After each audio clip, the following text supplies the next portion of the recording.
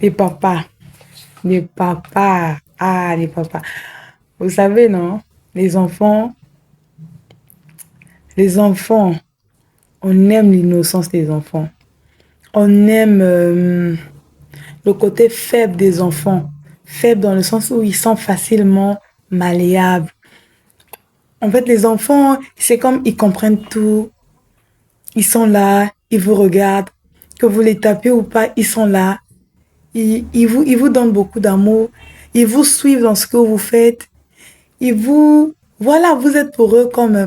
pas comme vous êtes un repère, vous êtes un chemin. Ils savent que si papa fait ci, c'est bon. Si maman m'emmène ici, c'est bon. Vous voyez un peu. Donc, leur vie tourne autour de vous. Papa, maman, mais je vais parler un peu à papa. Papa, s'il te plaît. Les enfants, là, ils ont besoin du respect de leurs parents. De la manière dont que, étant parents, on a besoin d'être respectés par nos enfants. Nos enfants aussi. Dès qu'ils ont l'âge de pouvoir comprendre un peu certaines choses, ils ont 2, 3, 4, 5 ans, ils ont besoin du respect. Pourquoi le respect? Pourquoi je parle du respect? Aujourd'hui, si un enfant se sent mal dans sa peau et que le papa, inconsciemment ou consciemment, il sait que il inflige quelque chose à son enfant qui est mal, c'est faire du mal à son enfant. Ce n'est pas le respecter. Vous savez, adulte, on doit pouvoir accorder beaucoup d'importance au ressenti de nos enfants. Vous êtes en cohabitation, la porte d'à côté, ce couple qui est à côté de vous, lorsqu'ils sont dans leurs moments intimes, vous qui êtes adulte connaissez déjà la pratique. Si leur mouvement ou bruit vous dérange, si vous étant adulte, vous vous connaissez déjà dans ça, ça vous dérange. Combien de fois les enfants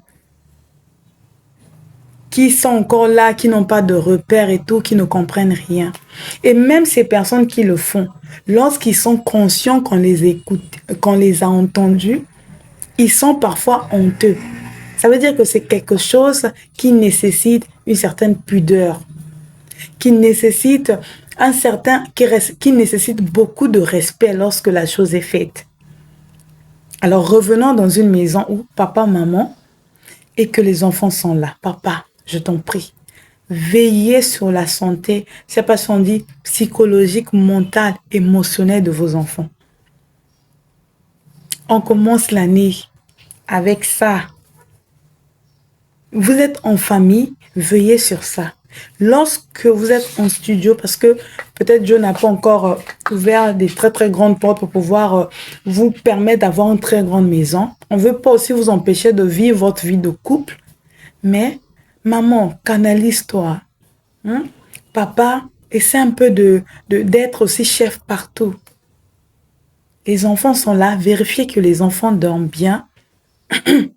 Et bien même lorsqu'ils dorment, maîtrisez-vous. Hein? Mais papa, on va cesser de le dire. Maîtrisez-vous. C'est bien quand l'enfant parfois ne... Vous savez, quand on est dans l'ignorance, si on veut comprendre la chose, on imagine, ah, peut-être que c'est comme ça, peut-être que c'est comme ça, peut-être que c'est comme ça. Ça, c'est lorsqu'on n'a jamais vu la chose, ni l'avons entendue. Mais lorsque on donne l'opportunité à une personne de connaître la chose, lorsqu'elle veut s'imaginer, elle va imaginer la chose telle qu'elle a été vue. Vous voyez un peu, surtout pour les enfants. Je vous en prie, papa, chef de famille, responsable, parent. Dieu vous a donné cette charge-là, cette responsabilité. Vraiment, je vous en prie, papa. Je vous en prie. Ça va de même lorsque vous êtes dans le voisinage. Mais ça, c'est autre chose. C'est surtout dans la maison. Ne traumatisons pas les enfants. Ne suscitons pas des imaginations, des questions dans la vie des enfants. Laissons les enfants grandir à petits pas jusqu'à ce que eux-mêmes ils vont découvrir et comprendre certaines choses. Les moments intimes, c'est pour vous. Voilà pourquoi c'est intime. C'est pour vous deux. Alors, hein, maman, calme-toi. Calme-toi. Vérifie que les enfants dorment. Vérifie que personne n'est là. Profite quand les enfants sont à l'école et même la nuit, on ne peut pas empêcher, mais prenez le soin de ne pas réveiller les enfants, de les laisser à leur étape d'enfant là. Que Dieu vous bénisse. Bonne année.